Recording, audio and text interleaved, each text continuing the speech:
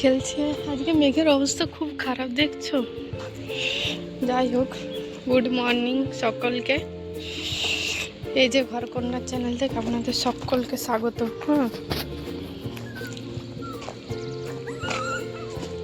কেমন খেলছে রাস্তার মাঝে, এদের রাস্তার মাঝে ছাড়া শোয়ার জায়গা নেই।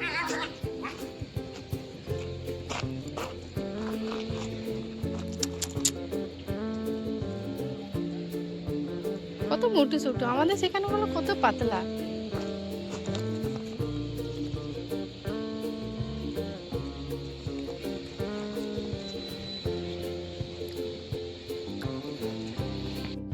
যাই হোক, এই তো রোদ উঠাচ্ছে আস্তে আস্তে। মেঘের অবস্থা খুব খারাপ দেখছো, কিন্তু ভালো লাগছে দেখতে।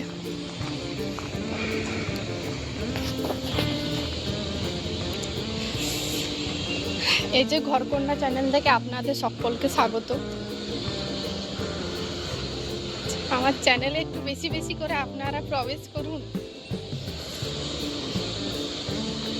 আপনারা প্রবেশ করলে আমার ভিউয়ার্স বাড়বে, শুধু প্রবেশ করলে না, সাথে সাবস্ক্রাইবও করে রাখুন,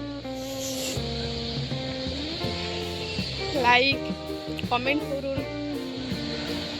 মোটামুটি 10-8-9টা ভিডিও দিয়েছি, তার মধ্যে আমার একটাও কমেন্ট আসেনি।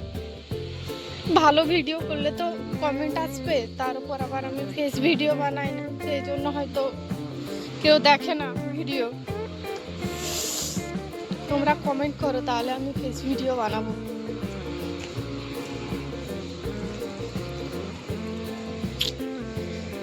যাচ্ছি, আজকে অনেকগুলো গাড়ি দাঁড়িয়ে আছে। আমি হিন্দি বলতে ঠিকঠাক পারি না, আমি ঠিকঠাক পারি না, তবু তার মধ্যে হিন্দি বলতে পারি। আমি তো আমার যখন বাবার বাড়িতে ছিলাম কখনো তো বেরোয়নি ভাবে না, দিয়ে আমি অতটা দাঁড়াও বলছি। আগে হিন্দি বলতাম না, হিন্দি বলার অভ্যাস ছিল না, হঠাৎ করে হিন্দি বলতে শুরু করলাম, তাই সেই জন্য ঠিকঠাক করে হিন্দি বলতেও পারতাম না। কখনো বাইরে বেরোয়নি না, আর কোথাও ঘুরতেও যাইনি, কারণ এই আমি বাসে বমি করি বলে কোথাও ঘুরতে যেতাম না না।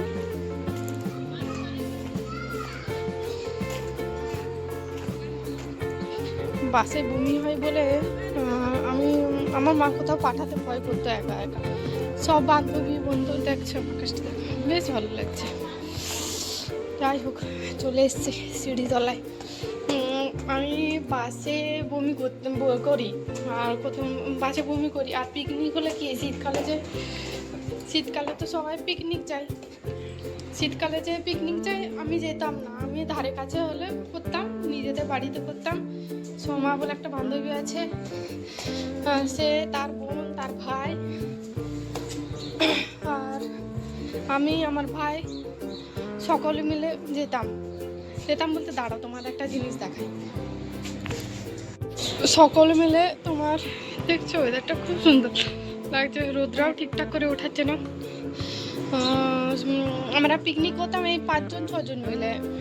শুধু সব কিছু আমাদের বাড়ি থেকে দিতাম, নিজের চাল, তেল, পেঁয়াজ, আলু, আদা, রসুন সবই দিতাম ইয়ের থেকে।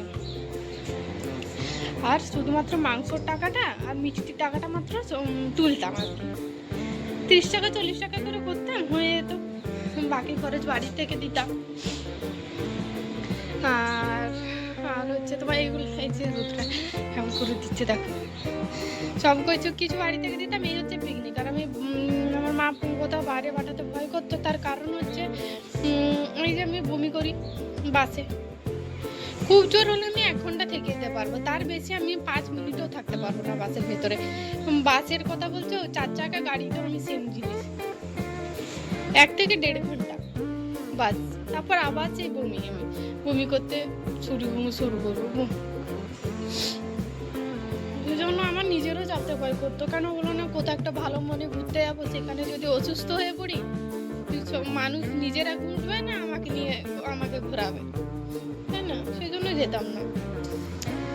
এই প্রথম বাইরে বেরোলাম হাজব্যান্ডের সাথে। যাই হোক, দেখি এই কুকুর বাচ্চাগুলো না অবস্থা লাল কুকুর বাচ্চাটা অবস্থা খুব খারাপ হয়েছে, তার মা এখানে শুয়ে আছে।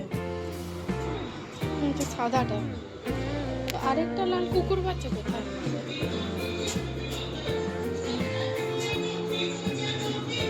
উল্টি চলে যাচ্ছে।